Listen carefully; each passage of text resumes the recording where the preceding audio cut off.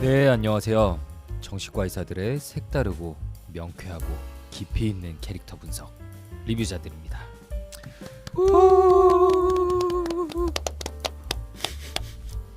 네, 오늘도 단촐합니다. 네, 맨날 나만 하는 것 같아. 네, 규영이가 솔직히 요즘 기여도가 최근 몇 달 사이에 팟캐스트와 유튜브 거의 뭐 전출하면서 네, 좀 무리하고 있는 게 아닌가. 왜 이렇게 네. 무리하세요? 저도 이제 한번 쉬려고요. 쉬어야 될 것 같아. 네. 오늘따라 더 피곤해 보이네요. 예, 피곤하네요. 네, 원래도 깊은 눈이 지금은 뭐 거의 지금 쾌한가요? 너무 꺼져 있어서 다크서클도 아주 진하고. 졸리다. 네, 저희 뇌부자들 법인 이사장님이신 오동훈님께서 어디 멀리 놀러 가셔가지고 네. 저희끼리 하게 됐어요. 그러게요. 네, 게다가 이제 그러다 보니까 동훈이는 병원에서 못 해가지고 네, 스튜디오에서 하게 됐습니다. 네, 스튜디오를 따로 잡아서 이 스튜디오 이럴 때만 가끔 오죠. 네, 오늘 오게 됐는데 참 피곤합니다. 역시 삶은 피곤하네요. 그러게. 일단 소개부터 좀 드릴까요? 네. 네, 안녕하세요. 정신건강의학과 전문의 혁경입니다. 네, 안녕하세요. 저도 정신건강의학과 전문의 김지용입니다. 네, 저희가 하루 종일 야간 진료를 하고 이 시간에 모이면 맨날 이렇게 시작하는 것 같아요, 말이. 한번 그냥 전에 컨택트 했을 때처럼 네, 토요일이나 몰아서 이럴 해야 때 돼. 시간 내 가지고 하는 게 좀 퀄리티도 좋고 맞아. 하루 그냥 날 뽑아가지고 네. 그날 한 3-4개 만들고 이렇게 해야 되고, 사실 웬만한 유튜브 채널 같은 곳들 다 그렇게 하거든요. 네. 근데 저희는 그날 벌어서 그날 이렇게 메꾸는 형식으로. 네. 네, 매주 보고 있어요. 네, 믿기지가 않아. 어떻게 이렇게 매주 볼 수가 있을까? 조금만 우리가 준비를 하면은 네, 이렇게 봤을 때 딱 3개 찍고 헤어지면 되는데 음, 이제 모이면서 야 근데 오늘 뭐 찍냐? 네, 뭐 이따가 좀 생각해서 해보도록 하겠습니다. 네, 이렇게 되죠. 네, 그러니까 진짜 안 돼요. 안 돼. 음. 네, 우리 왜 리뷰자들의 이렇게 영화 얘기해야 되는데 한탄을 하고 있네요. 맞네. 네, 오늘 시간은 리뷰자들이죠. 네. 설명하셨죠? 무슨 시간이라고? 네, 처음에 인트로만 얘기했고 설명도 안 했어요. 빨리 설명해 주세요. 네, 리뷰자들은 이제 저희가 하나 영화를 선정해서 정신과 의사 2명 혹은 3명이서 깊이 있는 분석을 해보는 그런 시간이라고 할 수 있겠죠. 네, 하지만 저희가 이미 한탄 늘어놓는 사이에 한번 새로 들어볼까 들어오셨던 신규 고객님들께서 다 떠나셨을까봐 그러게. 매우 걱정이 됩니다. 네, 하지만 저희가 원래 이렇게 좀 알맹이 없는 얘기만 하는 게 아니라 지금부터 한 50분에서 1시간 정도 동안 정말 알맹이로 가득 찬 얘기를 들려드리도록 하겠습니다. 네, 그에 앞서서 저희 애플 팟캐스트에 반가운 리뷰가 있네요. 건축 노예님께서요. 건축학과 다니시나 봐요. 네, 나의 과제 메이트라며 최고의 과제 메이트입니다. 네. 네, 목소리도 너무 좋고 잔잔하니 틀어놓고 과제나 집안일 하기 딱이에요. 앞으로도 재미있는 이야기 많이 들려주세요 하셨습니다. 예, 힘이 나는 리뷰 감사합니다. 감사합니다. 또 한번 뭐 리뷰 있을까요? 리뷰 있나요? 네, 허경쌤 뭐 찾아보고 있는 거 아니었어요? 아니요, 저 저희 네이버 카페 들어가가지고 보고 있었어요. 네, 거기에는 뭐 리뷰가 없나요? 리뷰보다는 사실 오늘 할 영화를 추천해 주신 게 있어가지고 네. 그거 말씀드리려고 했었는데 혹시 리뷰가 있으면 그거부터 소개를 드리고 얘기를 할까요? 네, 저희 지난 리뷰자들 4등. 네, 4등. 네, 네이버 오디오 클립에 댓글을 주셨는데 이 영화를 보면서 준호가 동생을 때리는 씬이 충격적이었기에 네. 체벌 금지에 대한 생각만 했었는데 이렇게 다양한 관점으로 볼 수 있다는 게 놀랍습니다.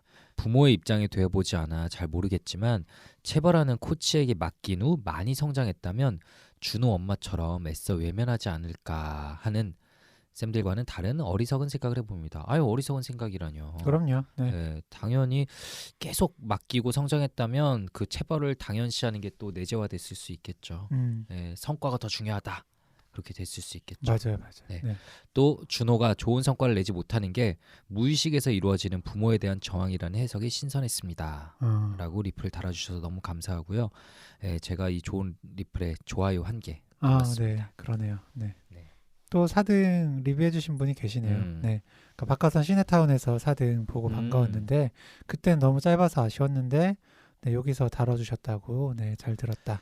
라고 남겨주셨습니다. 네, 제가 박하선의 시네타운 때문에 어쩔 수 없이 한 달에 2개씩 영화를 보게 되니까 그 중에 좀 이건 진짜 이 정도 말하고 끝내기 너무 안타깝다 이런 것들은 종종 리뷰자들로 한번 소개해 보도록 하겠습니다. 네, 좋습니다.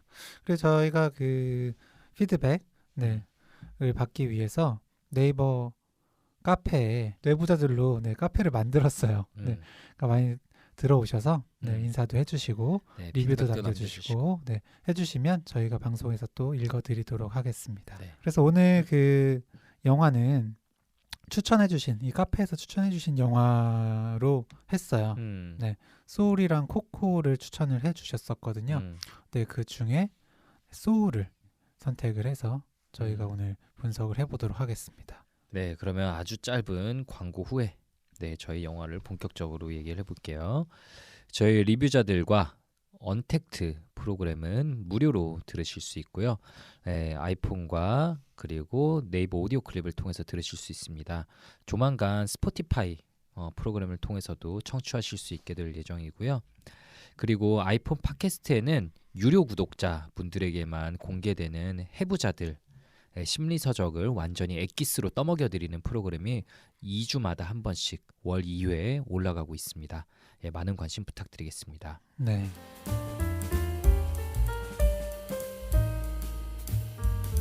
네, 그럼 오늘의 영화는 소울이죠. 어떤 영화인지 허경 선생님께서 좀 설명 부탁드릴게요. 네, 소울은요 2020년에 개봉한 픽사 애니메이션입니다. 네, 그 해외에서는 디즈니 플러스를 통해서 처음 공개가 됐고 원래 영화관 하려고 그랬는데 코로나 때문에 이렇게 됐다고 하죠. 맞아요. 네, 우리나라에서는 2021년에 극장에서 개봉을 했더라고요. 저는 당시에 그 진료실에서 그 너무 영화가 좋다. 네, 꼭 한번 보시고 되면은 리뷰도 해달라는 요청을 좀 받았었는데 그때는 못 봤다가 이번 기회를 통해서 보게 됐었고요. 줄거리를 간략하게 설명을 드리자면 일단 주인공은 중학교에서 밴드 교사를 하고 있는 조 가드너입니다. 네, 재즈 연주자가 되는 것이 삶의 목표였는데 계속해서 오디션에서 실패하고 또 집에서 반대를 하고 하다 보니까 연주자는 하지 못하고 밴드 교사로 지내던 중에 유명한 색소폰 연주자인 도로테아 윌리엄스 팀에 합류할 기회를 얻게 돼요. 네, 아주 찬스를 잡았죠, 우연히. 맞아요. 그래서 그 오디션에서 굉장히 무아지경의 상태로 연주를 해냈고 그리고 결국에 합류하게 됐습니다. 그런데 너무 기쁜 나머지 이 상태에서 추락을 하게 돼요. 그래서 막 신나가지고 돌아가다가 발밑을 보지 못하고 하수구 밑으로 으아. 맞습니다. 그래서 이제 혼수 상태에 빠지게 되죠. 네, 그래서 그 소울 상태로 그 삶과 죽음의 그 경계로 넘어가게 되고요. 네, 거기서 사후 세계로 이제 가야 된다 하는데 도망쳐서 태어나기 전에 그런 소울들이 모여 있는 그런 세계로 가게 됩니다. 네, 거기서 이 조 가드너는 멘토가 되거든요. 그러니까 이제 새로운 그 소울들이 그 지구로 떠나기 전에 그 성격을 형성하기 위해 그런 배우는 성격을 형성하는데 마지막 한 칸은 불꽃, 그러니까 뭔가 삶의 의미나 목적 같은 열망을 하나 채우고 가야 되는데 그거를 각 분야에 뭔가 대가처럼 이뤄냈던 사람들이 그 세계에서 멘토처럼 일을 합니다. 그래서 뭐 아인슈타인, 테레사 수녀 이런 사람들이 예전에 뭐 이랬었다면서 멘토로 일했었다면 그런 걸 흔적을 보여주는데 조 가드너는 그 정도 대가가 아니지만 뭔가 장부의 오류로 인해서 노벨상을 탄 과학자처럼 나오죠. 네, 정신과 의사 였던 것 같아요. 네. 그래서 덕분에 멘토가 돼서 그 멘티 22번 멘티를 맡게 됩니다. 네, 22번이란 게 또 의미가 있어요. 왜냐하면은 다른 애들은 번호가 몇 번대였죠? 200억인가? 네, 거의 뭐 굉장히 엄청난 숫자인데. 그러니까 다 그 순서대로 지구로 가고 있는데 22번은 굉장히 먼 옛날에 태어났지만 그 생명 그 뭐라 그러지 소울이 영혼체가 태어났지만 지구로 가기를 끝까지 거부하면서 마지막 불꽃을 채우지 않고 거기 머물러 있는 영혼체죠. 네, 그래요. 그래서 이제 그 멘토인 조 가드너와 멘티인 그 22번 사이에서 이제 뭐 일어나는 일들이고 결국에 그 불꽃이 뭐냐, 어떤 이제 삶의 목적이 무엇이냐, 삶을 살기 위해서는 무엇이 필요한가를 다루는 그런 영화라고 할 수 있겠습니다. 보통 허경 쌤이 제가 줄거리 부탁드리면 이렇게 네이버에서 퍼온 아주 짧은 스토리를 유창하게 읊으셨던 걸로 기억하는데 오늘은 좀 달라요. 나름 써왔는데 네. 지금 진짜 피곤한가 봐요. 정리가 하나도 안 되네. 많이 써왔거든요. 오늘 저 허경 쌤이 여태까지 봤던 것 중에 제일 많이 써온 걸로 보이는데 그만큼 아마 이 영화가 주는 강렬함이 진짜 저도 강렬했거든요.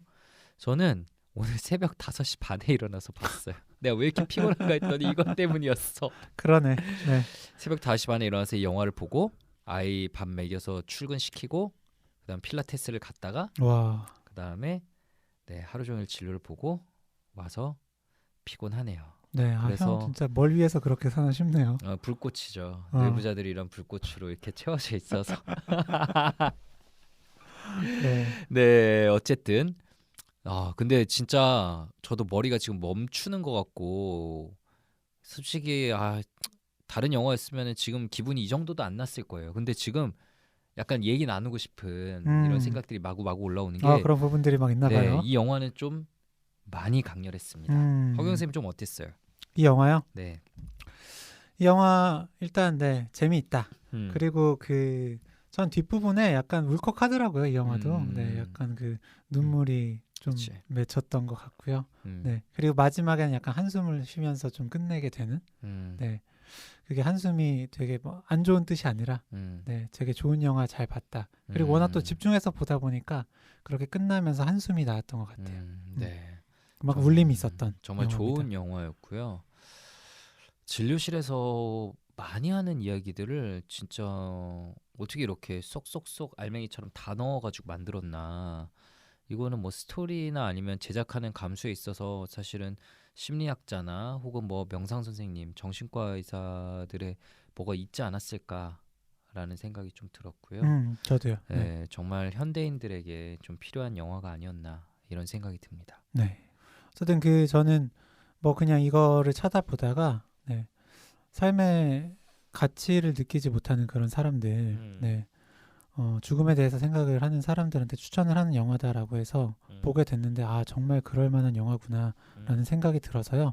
지금 여기까지 들으시면서 나 진짜 삶이 무의미하게 느껴지는데 라고 생각하셨던 분들이라면 꼭 끝까지 방송 들으셨으면 좋겠습니다. 네, 분명히 저희 구독자분들 중에는 열심히 살지만 혹은 너무 지쳐서 열심히 못 사는 자신을 자책하는 마음에 힘드신 분들 중에 왜 사는지 모르겠다라는 분들이 많으실 텐데 그분들에게 분명히 도움될 수 있는 영화라고 생각을 합니다. 네. 그럼 일단 인물들하고 좀 인상 깊었던 장면 이런 식으로 좀 진행을 해볼까요? 네. 일단 중학교 밴드 교사라고 했죠. 이 조 가드너. 네, 이 조 가드너가 어떤 인물인지에 대해서 좀 말씀을 해주신다면? 가드너는 이제 어린 시절에 막 친구들하고 좀 힙합 하려고 그러고 이랬었는데 아버지가 아마 이 재즈 아티스트셨던 것 같아요. 맞아요. 아버지가 재즈 클럽의 아이를 거의 어르고 달래면서 반강제로 끌고 가서 야, 너 한 번만 들어봐 이러고 갔는데 들어간 순간 거기서 흘러나오는 피아노 연주에 말 그대로 영혼을 뺏겼습니다. 그래서 와, 나도 저렇게 돼야 되겠다라는 생각에 그때부터 재즈에 완전 몰두하기 시작했는데 계속 오디션에서 떨어지고 그래서 이제 학교 밴드부 교사를 하는데 당연히 아이들은 열심히 안 하는 친구들이 많잖아요. 그 친구들을 가르치는 자신에게서 이게 뭐 하는 건가 삶의 의미를 못 찾고 있죠. 근데 그러던 중에 갑자기 이제 정직원으로 고용이 된다는 너 이제 4대 보험하고 의료보험 다 된다 뭐 이런 거를 딱 서류를 받았습니다. 그래서 어머니가 너무 좋아하죠. 너 드디어 이게 됐구나라고 하는데 본인은 이제 뭔가 이걸 하게 되면 진짜로 이제 밴드 공연을 더 이상 이제 자유롭게 오히려 더 못하게 되는 거니까 더 마치 새장 안에 갇힌다는 것 같은 그런 침울한 표정을 짓고 있는데 그 순간 이제 연락이 오는 거잖아요. 누구 갑자기 빠졌는데 너 대타로 올 수 있냐? 그리고 가서 그래서 이제 영혼을 담은 연주를 보여줘서 갑자기 탁 채용이 되는 건데 사실 진짜 많은 현대인들 특히나 예술 쪽에 일하시는 분들이라면 여기까지의 스토리가 누구나 꿈에 그리는 내용 아닐까 싶어요. 미술 음악 하시는 많은 분들이 사실 어쩔 수 없이 그 자체로 대가가 되고 그 자체로 경제 활동을 할 수 있는 분은 극소수고 대부분은 이제 학교 선생님이나 학원 선생님 그리고 아니면 전혀 다른 업무로 이제 좀 빠지게 되는 경우들이 현실적으로 많잖아요. 맞아요. 평생 동안 그걸 해왔는데. 네. 그래서 끝까지 이렇게 본인이 하고 싶은 연주는 못 하시고 네, 다른 생계 활동만 하시다가 그게 끝나는 경우도 꽤 많죠. 그렇죠. 그러면서 내가 어린 시절 가졌던 꿈을 못 이룬 자신이 좀 실패자처럼 느껴지고 노력이 부족해서라면서 스스로를 비난하거나 아니면 이 사회가 잘못됐다면서 사회의 비난의 목소리만을 내면서 현재 자신에게 주어진 삶은 잘 못 즐기게 되는 경우들을 분명히 자주 뵙게 되는데 네, 가드너는 인생 역전에 딱 그 스토리를 맞게 되는 거죠. 네. 그리고 굉장히 이 가드너는 그 어떤 꿈이 분명하고 네, 사실은 그 꿈을 위해서 사는 사람이다라고 할 수 있을 것 같아요. 네, 모든 이 삶이 네, 연주 그리고 그 이외의 것은 거의 좀 중요하지 않은. 맞아요. 네, 그게 다다. 네. 네. 근데 왜 그렇게 거기 빠졌을까? 그만큼 사실 그 좌절하다 보니까 빠질 수밖에 없지 않았을까요? 이것만 되면은 한 번에 다 해결될 거야. 라는 마인드가 실패를 경험하면서 반복하면서 좀 될 수도 있었을 것 같고. 그러니까 그 뭐 워낙에 사춘기 때도 그렇지만 네, 하지 말라고 하면 또 더 하고 싶잖아요. 맞아요. 네. 근데 이게 그만큼 꽂혔던 건데 그 어머니는 상대적으로 이렇게 그냥 정규직 교사를 하길 원하고 네, 연주 같은 건 그만하라고 하거든요. 그러니까 아버지가 이렇게 계속 연주하는 모습을 보면서 연주로 생계를 어렵게 하고 어머니가 옆에서 내조해서 결국 어머니가 일하시는 걸로 생계를 메꾸고 이랬던 삶이 어머니께는 뭔가 한이었나 봐요. 맞아요. 네. 그만큼 본인은 힘들게 살았고 네. 너는 그렇게 살고 싶지 않았으면 너는 그렇게 살면 안 되는데 그렇게 살지 않았으면 하는 마음이 크다 보니까 계속 반대를 하죠. 그렇죠. 세상에 계속 가두려고 하면 그럴수록 더욱더 날아가고 싶은 법이죠. 근데 그렇게 해서 계속 네, 맞아요. 얘기한 것처럼 그 반대를 겪다 보니까 더더욱 그 집착하게 된 것 같습니다. 그리고 저는 또 이제 아마 여러모로 생각해 보면 아버지랑 일단은 기질적인 면이 비슷하겠죠. 네. 그러니까 아버지가 좋아하는 거를 자연스럽게 또 좋아한 게 있었을 거고 그 힙합을 정말 진정으로 좋아했다면 또 이런 일이 안 일어나지 않았을까. 아마 그냥 그 시기에 가드너는 삶의 의미를 못 찾고 공허한 시기에 뭔가 운명처럼 만난 게 아니었을까라는 생각이 들어요. 아, 그때 좀 의미를 찾지 못하다가. 그렇죠. 그 제가 최근에 반고우가 이제 동생과 편지를 주고받은 그런 책이 있어요. 그래가지고 그 책을 좀 읽고 있는데 반고우가 그림에 엄청난 의미를 두거든요. 이게 없으면은 내 삶은 안 되고 이것만이 나를 구원할 수 있는 존재라는 것처럼 이제 그림과 이성과의 사랑 이 두 개를 꼽습니다.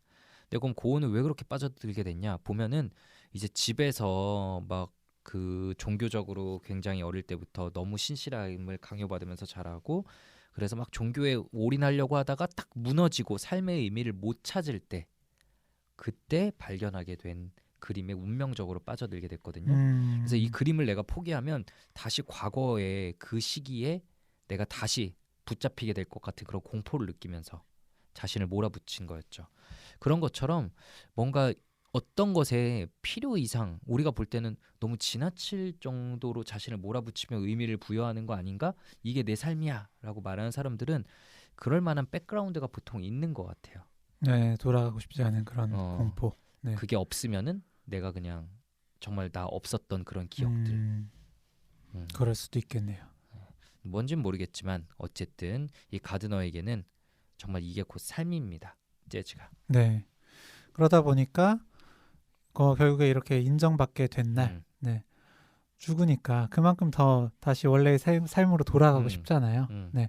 그래서 이 가드너가 다시 지구로 돌아가려면 이 22번을 지구로 돌아가고 싶게 만들어야 되거든요. 네. 지구로 이제 가고 싶도록. 그러니까 22번에 달고 있는 명찰에 그 불꽃이 딱 채워지면은 그걸 이제 자기가 달고 넌 어차피 지구에 가기 싫잖아. 맞아요. 네. 그러니까 내가 그거 달고 지구로 뛰어내릴게라고 서로 딜을 본 거죠. 맞습니다. 네. 그래서 좀 22번 멘티가 좀 또 어떤 소울이 어떤 특징을 가지고 있는지 좀 얘기를 해보면 네, 좋겠는데 어때 보였어요? 저는 22번이 보면은 그 정말 유명한 멘토들한테 가르침을 받아요. 맞아, 모두에게. 네, 뭐 마더 테레사, 뭐 링컨, 뭐 아인슈타인, 다 만났어. 칼 융, 그리고 뭐 칼 융 나오는 거 보고 진짜 웃겨 죽는 줄 알았는데. 그리스 철학자한테도 막 배우고 그랬던 것 같은데. 칼 융이 내 무의식이 너를 싫어한다 그랬나? 맞아요. 네. 마더 테레사도 나는 뭐 세상을 다 좋아하는데 너만 빼고. 세계 최강의 디피컬트 베이비라고 할 수 있죠. 네, 그래요. 네, 말 안 듣는. 그러니까 어떤 것에서도 그 마지막 조각 불꽃을 찾지를 못해요. 네, 그래서 사실 다 해보거든요. 뭐 음악도 해보고 뭐 운동도 해보고 이런 거 저런 걸 다 해보는데 안 됩니다. 근데 저는 되게 그 특이하다고 느꼈던 게 이러면 되게 무기력하고 그냥 에너지 레벨이 다 떨어져 있을 것 같은데 오히려 굉장히 적극적으로 지구에 가는 거를 회피하는 모습을 보여요. 네, 그 부분이 저는 되게 인상 깊더라고요. 왜 그렇게까지 싫어했을까? 그러게. 그러니까 저는 계속 영화를 보면서 왜 이렇게 싫어할까? 왜 이렇게 싫어할까? 라는 생각을 계속 하면서 봤는데 결국 뒤에 이게 나오죠. 어떤 생각이에요? 아, 네. 제가 설명을 하라고. 아니 그냥 궁금해서 물어보는 거예요. 저랑 생각이 다를 수도 있잖아요. 아, 그렇죠. 근데 뒤에 보면은 그 얘기 나오잖아요. 나는 쓸모없어. 나는 가치가 없어. 나는 뭐 지구로 가선 안 돼. 마치 이런 자기는 지구에 가기에 적합하지 않은 그런 존재다. 네, 부족한 존재다. 라는 그런 자기 부적절감. 네. 이 내면에 숨어 있었던 거죠. 네. 그러니까 그거는 왜 생겼냐? 역설적으로 수많은 멘토들이 얘를 몰아붙이면서 생긴 게 아닌가 싶어요. 네. 너무 뛰어난 멘토들이다 보니까 네, 너무 높은 기준을 강요했던 거죠. 그러니까 저는 딱 이 생각이 들더라고요. 그 진료실에서 과거 들었던 몇몇 분들께 들은 것 중에 가족들이 다 서울대야. 다 박사야. 근데 서울대 못 갔어. 이런 분들은 근데 남들 볼 때 명문대에 갔는데 진짜 심각할 정도로 스스로를 자책하고 자존감이 낮아져 있는 경우들이 있죠. 난 가치가 없고 분명히 이런 걸 만든 게 부모와 가족들의 잘못된 그런 마인드라는 거를 머리로는 알면서도 어쨌든 그게 나한테 내재화돼서 나는 가치가 어쨌든 없어 라고 엄청나게 자기 비하를 하시는 분들이 겹쳐서 떠오르더라고요. 그러게요. 네, 아마 첫 번째 멘토와의 그런 경험이 좀 영향이지 않았을까요? 누구였을까요? 플라톤인가? 네. 하여튼 그래서 굉장히 그 적극적으로 네, 삶에서 도망치려고 했었죠. 근데 이제 이 조 가드너한테 흥미를 느끼게 된 포인트가 네, 이 조 가드너는 어떻게 보면 이 삶을 좀 봤는데 굉장히 실패한 삶이었어요. 아무것도 이루지 못했다라고 스스로를 그쵸. 평가하는. 가드너의 삶을 딱 그 소울 그 세계에서 보니까 뭐가 없어. 네. 여태까지 만났던 멘토들은 뭐가 가득 차 있는데 가드너 아무것도 없어. 그리고 이대로 죽으면 진짜 아무것도 없는 채로 끝나는 그런 느낌인데 그럼에도 불구하고 지구로 굉장히 돌아가려는 그런 열망을 보면서 흥미를 느끼죠. 가면 뭐 있나? 대체 뭐가 이렇게 돌아가고 싶게 만드는 거야? 네. 네. 그래서 둘이 돌아가서 막 이제 우여곡절 재밌는 사건들을 겪습니다. 이거는 뭐 직접 보시는 게 더 재밌을 것 같아서 이 줄거리는 뭐 꼭 그렇게 디테일하게 얘기해야 되나 싶은데 어쨌든 막 우여곡절을 겪다가 이제 결국 갑자기 그냥 내가 살고 싶다. 지구로 둘이 실수로 떨어졌는데 그럼 이제 다시 몸이 바뀌어 버렸어요, 둘이. 그래서 가드너가 그러면은 다시 내 몸으로 돌아가려면 일단은 다시 위로 올라가야 되거든, 소울 세계로. 그래서 야 다시 올라가자라고 했더니 아니야 나도 살고 싶어 이러더니 막 도망가죠, 가드너에게서. 이 22번이. 네. 22번은 보면은 저는 이 대사들이 되게 기억에 남아요. 그 지구에서 처음으로 걸어보고 하늘도 보고 단풍나무 씨앗이 이렇게 손에 떨어지는 것도 보고 이러면서 내 불꽃은 하늘 보기나 걷기일지도 몰라. 나 잘 걷잖아 라고 얘기하니까 가드너가 윽박지릅니다. 그건 목적이 아니야. 그건 그냥 사는 거지. 네. 라는 부분이 굉장히 인상 깊었는데 좀 어떠셨어요? 그게 사실 이 영화에서 좀 주려는 메시지랑 다 있는 것 같은데 어떤 삶의 의미나 목적에 대해서 되게 거창한 것만이 삶의 목적이 되어야 되고 의미가 되어야 된다라고 생각하시는 분이 많습니다. 그쵸. 그렇다 보면은 어느 작은 사실 의미들, 작은 행복들이 있더라도 그거를 그냥 결국 외면하게 돼요. 그러면서 나는 어디에서도 의미를 찾을 수 없다 라면서 공허함을 느끼게 되는데 사실 이 가드너가 이야기한 그 부분이 네, 결국 공허함을 만드는 그런 대사인 거죠. 네. 그쵸. 그래서 그게 그만큼 사실 이 22번한테 굉장히 임팩트를 주고 그래서 뒤에서 다시 한번 이 22번이 굉장히 괴로워하는데 거기서도 제일 조 가드너가 이 얘기를 하는 게 가장 트라우마틱한 그런 부분으로 묘사가 되잖아요. 그동안의 수많은 멘토들보다도 이게 더 큰 트라우마였던 거죠. 결국 나는 뭔가를 찾았어. 그래 겨우 찾았어 했는데 그건 목적이 아니야. 그냥 사는 거지 라고 비난하는 모습. 네. 네, 근데 저희 팟캐스트를 꾸준히 들어오신 분들이라면 아시겠지만 이제 명상에서 얘기하는 doing 모드와 being 모드가 있어요. doing 모드는 뭘 해낼 때만 가치 있다라고 느끼는 거고 being 모드는 그냥 그 존재 자체로 가치 있다는 거. 근데 doing 모드면 그럼 나쁜 거고 being 모드는 무조건 좋은 거냐 그거 아니라 좀 적당히 섞었어야 되는데 이 가드너는 성취를 이뤄내야만 한다라는 압박감 속에서 어느새 doing 모드에 화신이 되어 있었던 거죠. 맞아요. 네. 그러니까 뭐 그것도 좋은데 이런 목적이 있으면 더 좋겠다 이게 아니라 그건 목적 아니야 라고 하는 게 뭐 정말 너무 아픈 말이잖아요. 그렇죠. 근데 이게 사실 현대 사회의 수많은 부모님들이 아이들에게 하는 말이기도 해요. 운동하고 싶다, 뭐 연애하고 싶다, 뭐 친구들이랑 놀고 싶다 이러면 그건 나쁜 거야. 네, 공부 말고 그거는 나쁜 거야. 그건 나중에 해야 돼라고 일방적으로 두잉 모드만을 강요하는 모습하고 굉장히 겹쳐 보이는데 이렇게 두잉 모드만을 엄청 해내던 가드너가 결국 영화가 끝날 때쯤에 이제 이 장면도 되게 인상 깊었어요. 결국 우여곡절 끝에 겨우겨우 연주에 올라갑니다. 그래서 진짜 성공적인 연주를 해내요. 네. 막 갈채를 받고 그 재즈의 대가도 수많은 공연을 하지만 이런 공연은 아주 가끔 나오는 거다. 대단했다라고 말하니까 이제 가드너가 되게 허탈한 표정으로 얘기를 하죠. 다음은 뭐죠? 그러니까 내일 또 와서 반복하는 거지. 평생 오늘만을 기다려왔는데 상상하던 것과는 다른 것 같아서요. 라면서 굉장히 공허한 모습을 보입니다. 맞습니다. 네, 이 부분도 굉장히 인상 깊었어요. 네. 진짜 그 표정이랑 그리고 그 뒤에 여기 설명을 해주잖아요. 물고기 얘기해주잖아요. 네. 그 물고기 얘기도 같이 좀 드려보자면, 네, 그 어린 물고기가 네, 계속해서 바다를 찾고 싶어요. 네, 그래서 바다를 찾기 위해서 계속해서 뭐 노력을 하는데 바다를 못 찾죠.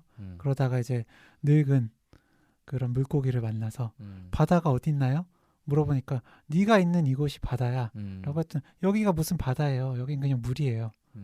라고 하니까 네, 그게 아니라 네가 있는 이곳이 바다다라고 다시 얘기를 했다고 하는데 이게 되게 비슷한 이야기죠. 결국 굉장히 그 생각하는 이것만 달성하면 나의 삶이 되게 바뀔 것 같고 엄청나게 행복할 것 같고 했었던 그 순간이 막상 왔지만 네, 결국에 그거는 정말 한 순간뿐이었고요. 네. 그렇죠. 저는 규영이는 뭐 제가 얘기했었지만 이제 프로 운동선수로 지금은 은퇴하셨고 옛날에 이제 국가대표에 막 최고의 자리까지 올랐던 분하고 최근에 만나서 몇 번 얘기할 일이 있었는데 진짜 비슷한 얘기를 했었어요. 그분이 어릴 때부터 정말 나는 최고 자리에 올라가야만 돼 라는 그분 나름의 결핍에서 비롯되는 엄청난 목표가 있었고 진짜 두잉 모드의 화신처럼 그 사람도 진짜 열심히 해서 이제 최고 연봉자가 됐어요. 국내 리그에서. 그런데 그때 진짜 공허했대요. 뭐지? 이게 단가? 네. 라는 생각이 딱 들었다고 했는데 영화에 진짜 똑같이 이제 표현이 나오더라고요. 네. 진짜 그렇게 두잉 모드만을 향해서 달려갔던 사람은 뭔가를 딱 성취하고 나면은 그 다음에 세게 번아웃이 오는 경우들이 있죠. 이게 뭘까? 내 삶의 의미는 뭘까? 공허하다. 왜 살지? 이런 식으로. 네, 맞아요. 그리고 정말로 너무 그것만을 바랬던 또 분들은 이렇게 딱 됐을 때 네, 내가 더 앞으로 나갈 수 있을까? 더 이상의 어떤 성취를 이룰 수 있을까? 네, 이런 생각에 두려워하시기도 하고요. 맞아요. 근데 이게 또 되게 역설적인 게 뭐냐면은 그 영화에서 그러면은 가드너가 왜 이렇게 잘 치게 됐냐? 왜 이렇게 영혼이 담긴 걸 그 연주를 할 수 있게 됐고, 아까 잠깐 얘기했던 방고흐는 왜 그런 명작을 만들어낼 수 있었냐? 그리고 제가 지금 잠깐 얘기한 이 운동선수는 왜 그런 최고 연봉자, 우리나라 국내 넘버원의 자리에 오를 수 있었냐? 그만큼 사실 엄청나게 자신을 몰아붙일 때 나오는 또 그 에너지가 있는 게 사실인 거거든요. 네. 그래서 여기서 참 딜레마에 빠지게 되는 것 같아요. 그 운동선수분도 저랑 얘기할 때 근데 자신은 그렇게 자기를 엄청나게 몰아붙이는 게 있었기 때문에 성취를 이뤘다고 생각한다. 그래서 그 상황에 놓인 어린 아이들을 보면은 하라고 말을 할 수밖에 없을 것 같다. 왜냐하면 성취를 못 이뤄내면 거기 세계에서는 진짜 묻히니까. 가드너도 만약 이렇게까지 본인을 몰아붙이지 않았으면 이 마지막에 또 이게 왔을 때 사실 못 보여줬을 수도 있어요. 그것도 그래요. 네. 그래서 결국에 저는 열심히 하다가 어느 순간 그런 슬럼프가 온다. 네, 번아웃에 빠진다라고 하면은 지금이 내가 좀 쉴 시기구나 하고 받아들이시는 정도면 또 되지 않을까라는 생각도 합니다. 네, 그만큼 내가 열심히 살아왔구나라고요. 근데 이런 순간에도 계속해서 내가 부족한 사람이야. 네, 이렇게 살면 나는 도태될 거야. 라는 생각으로 더 하시는 건 오히려 더 좀 탈이 날 수가 있는 거죠. 그러니까 우리 사회가 엄청나게 이제 계속 몰아붙이는 이런 두잉 모드만을 강조하는 사회가 되면서 뭐 꽤 됐죠. 언젠가부터 이제 힐링 도서들이 많이 나오고, 그리고 막 정신과 의사들도 그런 얘기들 많이 하고, 그러면 이제 요즘엔 인터넷 댓글들 이런 것도 많아요. 막 힐링만을 강조하고 이제 그냥 다 쉬어도 된다라고 얘기한 그런 무책임한 사람들의 말을 듣지 마라, 이런 댓글들도 되게 많아요. 열심히 해야 된다. 근데 저는 진료실에서 항상 말씀드리는 게, 이 두잉 모드에 시달리는 분들한테 말씀드리는 게, 하지 말라는 게 아니에요. 정말 열심히 하셨으면 좋겠고, 뭔가 성취를 계속 이뤄내셨으면 좋겠는데 약간씩의 페이스 조절만 해라라는 거죠. 방금 규영이 얘기한 것처럼. 네. 그래서 저는 무책임한 발언이었다고 생각하지 않습니다. 그때는 그 이야기가 필요했던 거예요. 맞아요. 네. 과거에는 그렇게 열심히 살았기 때문에 좀 너 자체로 가치가 있고 좀 쉬어도 된다라는 얘기가 그때는 필요했던 거고, 근데 그게 너무 또 강조가 되다 보면 반대쪽으로 치우치다 보니까 또 열심히 하라는 이야기가 이제 또 나오겠죠. 그러니까 계속 균형을 맞춰가는 거죠. 균형을 맞춰가는 거고, 그러고 보니까 이제 사실 지난 리뷰자들 영화했던 4등에서도 이와 비슷한 이야기가 계속 나올 수밖에 없었잖아요. 이게 참 미국과 한국 멀리 떨어진 각각 나라에서 만든 영화지만 계속 이런 메시지를 줄 수밖에 없는 게 현대 사회인가 봐요. 네.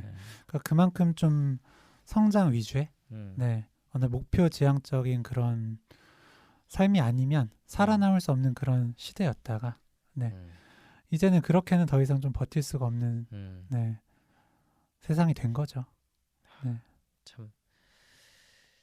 참 마음이 아픕니다. 진짜 순간순간 머릿속에 싹 스쳐가거든요. 진료실에서 이런 비슷한 얘기를 해주셨던 분들, 자신을 정말 갈아 넣고 이게 자신의 삶의 불꽃이라고 믿으면서 불나방처럼 자신을 태우시는 분들이 생각나서 참 마음이 아픈데, 제가 최근에 이제 국립정신건강센터에서 한 정신건강의 날 기념식에서 이제 배순탁 작가님하고 같이 이제 사회를 보면서 얘기를 했었는데, 그때 배순탁 작가님께서 이제 그 참여하신 분들한테 이런 말을 하시더라고요.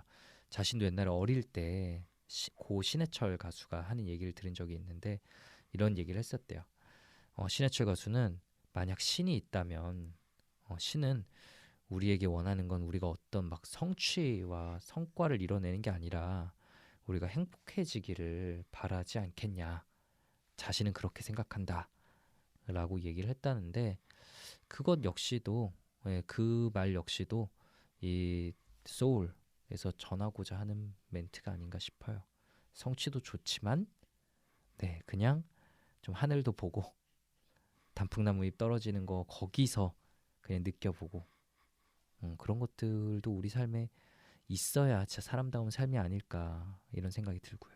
네, 참 그 되게 순수하게 그러니까 그 22번이 사람이 돼서 순수하게 그 지구의 어떤 모든 감각들을 그런 느끼는 게 되게 또 부럽고 좋아 보이더라고요.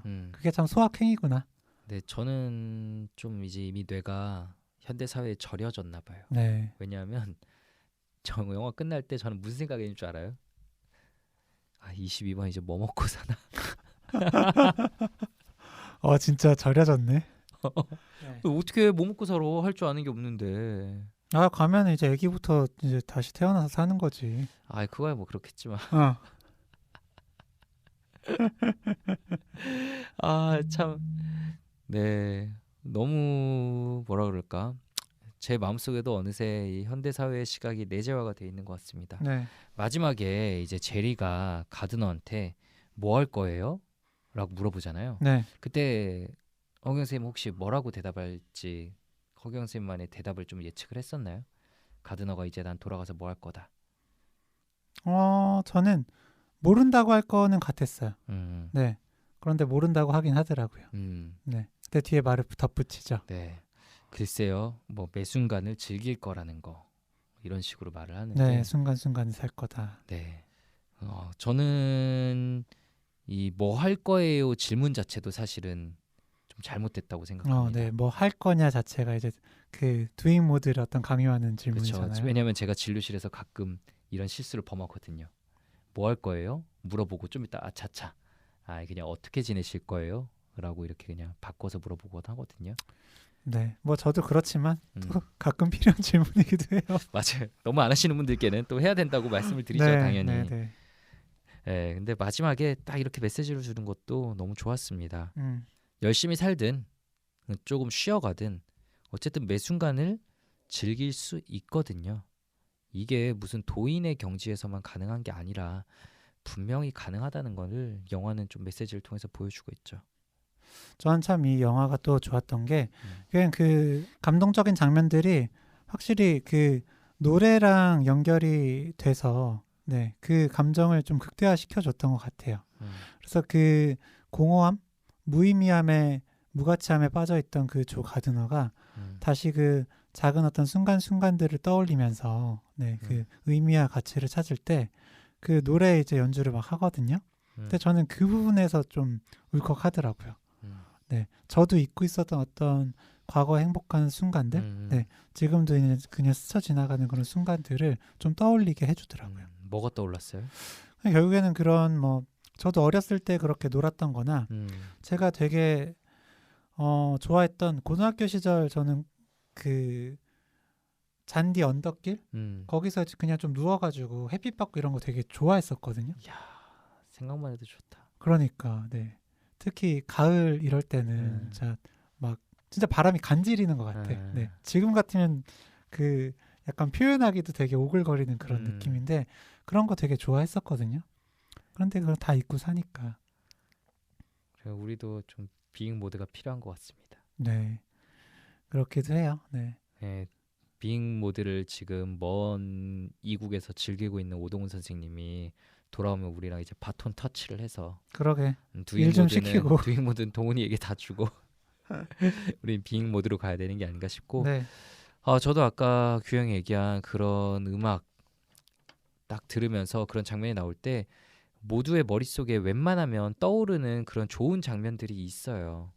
네, 그게 어떻게 보면 우리의 핵심 기억이라고도 할 수 있는 거고, 어떤 핵심 기억을 가지고 있냐가 그 사람의 마음에 얼마나 스테이블하게 어떤 스트레스 상황에서도 좀 버티게 해주냐라는 그런 게 좀 되는 것 같아요. 근데 가끔 이제 그런 진짜 좋은 핵심 기억이 나는 아예 없다라는 분들을 만나게 될 때가 참 아쉬운 건데, 지금부터라도 없으면 지금부터라도 일부러 만들어 보면, 사실 규영이가 말한 그런 언덕에 바람 부는 언덕 풀밭에 누워서 예를 들어 뭐 올림픽 공원이나 이런 데 서울대 공원 가면 뭔가 있긴 있거든요.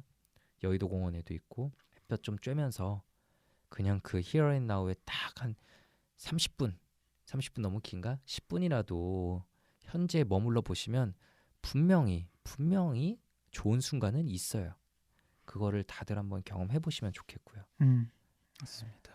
아무튼 저는 그 이 소울에서 방금 마음챙김 이야기를 하기도 하셨는데 좀 불교의 색채를 좀 강하게 느꼈습니다. 어떤 부분에서요? 그러니까 그 일단은 현실과 그런 꿈의 이런 경계를 여행하는 그런 여행자들이 막 나오는데 네, 그 여행자들이 심리치료사 그러니까 명상 전문가도 있고 그리고 그런 거 이제 치시는 분 뭐라 그러죠?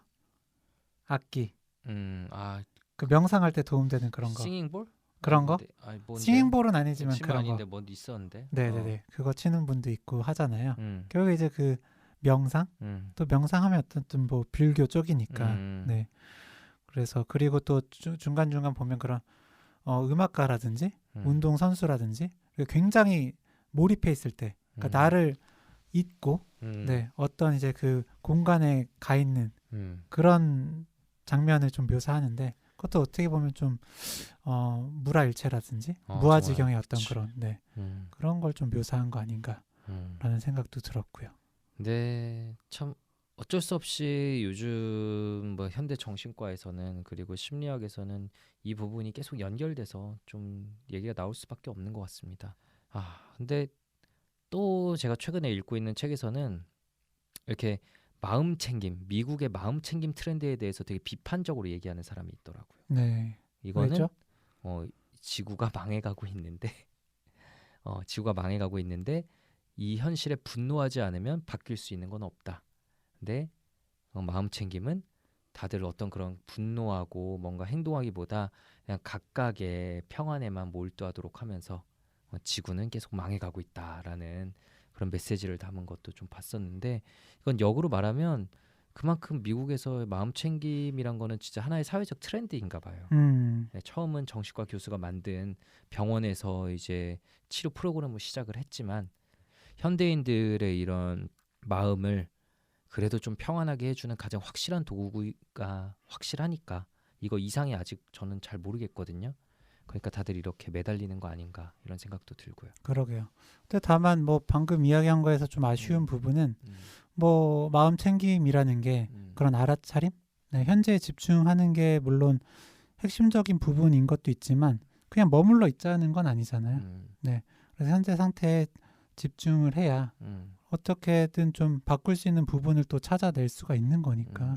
네, 오히려 분노만 하다 보면 그것 때문에 다른 이제 이성적인 판단, 네, 사실 실행할 수 있는 어떤 힘을 뭐 가질 수가 없을지도 모르죠. 그렇죠. 그냥 비이성적인 불안에 뭐 휩쓸려 봤자 결국 뭘 할 수 없으니까 참 현재에 머물면서 마음을 진정시키고 할 수 있는 걸 찾아서 하고 이런 것들이 좀 중요하긴 하겠죠.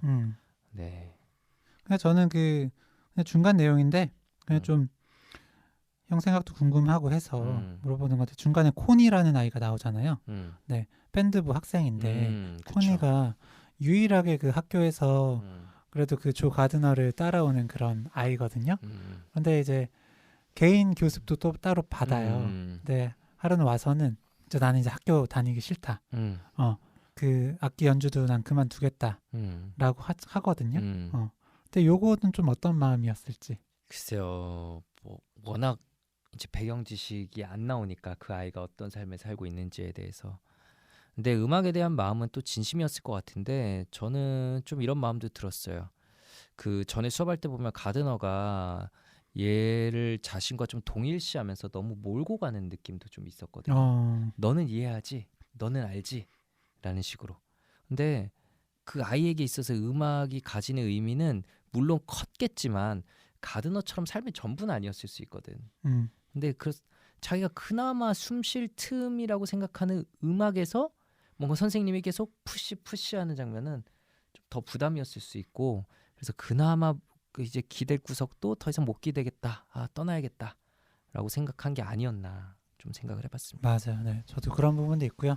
코니는 음악은 좋아했는데 학교는 싫어했던 건 맞는 것 같아요. 네, 본인이 연주를 되게 잘해도 아이들은 본인이 잘 못한 부분 가지고 놀리기만 하고 네, 연주에 집중은 안 해주고 그러니까 내가 좋아하고 잘하는 걸로 인정받지 못하고 오히려 놀림을 받는다는 건 되게 괴로운 일이거든요.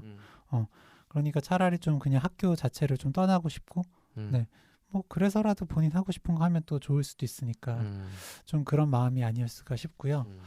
저는 이게 참 어렸을 때 네. 영어 잘하던 친구 놀렸던 그런 기억이랑 좀 오버랩이 되더라고요.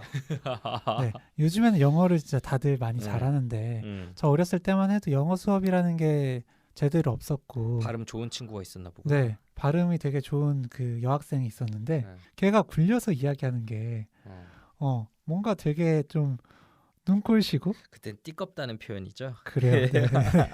네, 좀 띠껍기도 하고요. 네. 그러다 보니까 왠지 나는 하지도 못하면서 걔가 내가 생각할 때 조금 못한 부분 있으면 그거 가지고 막 놀려요.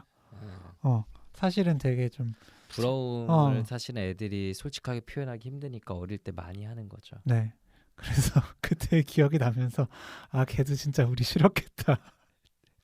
영어학원에 가서 나 학교 안 다닐래요 했을지도 네, 몰라. 되게 미숙했구나라는 생각이 들고 좀 그런 마음도 좀 숨어 있었으려나 싶더라고요. 근데 어쨌든 그 22번이 네, 요 아이가 그렇게 싫다고 하면서도 네, 이 음악을 순수하게 또 즐기는 어떤 그런 모습, 네, 싫어하면서도 좀 계속 하려는 그런 모습에 또 흥미를 느끼는 게 본인이랑 좀 비슷한 동일시했던 거겠죠.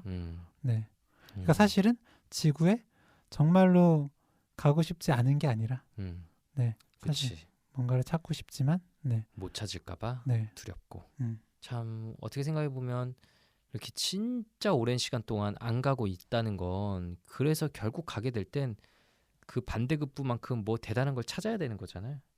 예. 그런 압박, 기대 이런 속에서 많이 지쳤을 수 있겠다는 생각이 들어요.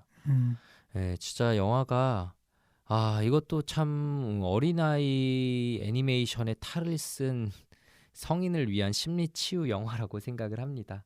아이들이 보면은 이제 우리가 보는 것과는 많이 다르게 기억에 남겠죠. 근데 그래도 중고등학생 정도 아이들에게는 보여주면 또 찰떡같이 알아들을 친구들은 많지 않을까 이런 생각이 들고요. 네, 그때 한번 보여주고 나중에 한번 또 보여주고 그러면 또 좋을 영화 같습니다. 네. 네, 그래서 이 영화 좀 마지막으로 평점과 간략한 소감 정리해 주신다면요. 그동안 제가 평점 제일 높게 준 게 몇 개였는지 좀 헷갈리네요. 근데 저는 5개 중에 4개 4개? 4.2? 4.2점 줄 수 있을 것 같습니다. 사실 더 줄 수 있는데 이게 또 정신과에서의 직업병으로 이제 가드너 엄마의 이런 오랜 마찰이 그렇게 한 큐에 해결되고 이런 모습이 마음에 들지 않았어요. 우리 환자분들 보시면은 나랑 얘기하신 분들 보시면 이거 화날 텐데 이렇게 쉽게 풀릴 문제가 아니야 라는 생각이 들 텐데 네, 정말 말 그대로 동화처럼 좀 해결되는 그런 부분이 있죠. 하지만 동화의 탈을 또 썼으니까 뭐 참 어쩔 수 없겠다 싶고 그 부분이 그냥 아쉬웠지만 뭐 그 부분은 충분히 용인할 수 있는 부분이니까 그래도 4.2점. 네, 정말 좋은 영화다. 남녀노소 가리지 않고 모두에게 좋을 영화다라고 말씀드리고 싶습니다. 네, 저는 평점 4점이고요. 네, 저도 굉장히 즐겁게 재미있게 좀 감동 깊게 본 영화였고 다만 아쉬운 점은 플롯이 너무 단순하다. 뭐 갈등이라고는 있지만 사실 그렇게 갈등이라고 느껴지지도 않고요. 그냥 생각했던 것대로 그냥 쭉 흘러가는 느낌이라서 좀 긴장감이 덜한 그런 부분이 좀 아쉬웠던 그래서 좀 별 1개를 뺐습니다. 네, 어떤 부분이 제일 좋았나요? 네, 저는 아까도 얘기했지만 그 공허함에서 다시 그 가치를 찾으면서 음악 연주를 하던 그 부분, 그 음악이 백그라운드랑 너무 좀 잘 어울렸어요. 그 공허함을 느꼈을 때도 결국은 다시 피아노를 두드렸다는 게 이 사람의 강점을 보여주는 거겠죠. 쉽게 포기하지 않고 거기서 뭔가 다시 한번 그 순간의 감정을 담아서 연주를 시작했다는 거. 네. 그리고 또 하나 인상 깊은 장면이 있다면 오늘 언급을 드리진 않았었는데 그 미용사 친구랑 대화하고 나오면서 하는 그 대화가 되게 인상 깊었어요. 나 결국 원하는 걸 하진 못했지만 내가 하는 건 결국 또 지금 사람을 살리는 일이다. 뭐 이런 식으로 얘기하면서 삶의 의미를 찾는 그 부분이 또 좋았었습니다. 네, 오늘은 김주영 선생님이랑 둘이서 리뷰자들 영화 소울을 가지고 이야기를 나눠봤습니다. 저희는 다음 시간에 더 유익하고 흥미로운 콘텐츠 들고 찾아뵙도록 하겠습니다. 감사합니다. 감사합니다. 리뷰자들 주변에 홍보 많이 해주세요. 부탁드려요.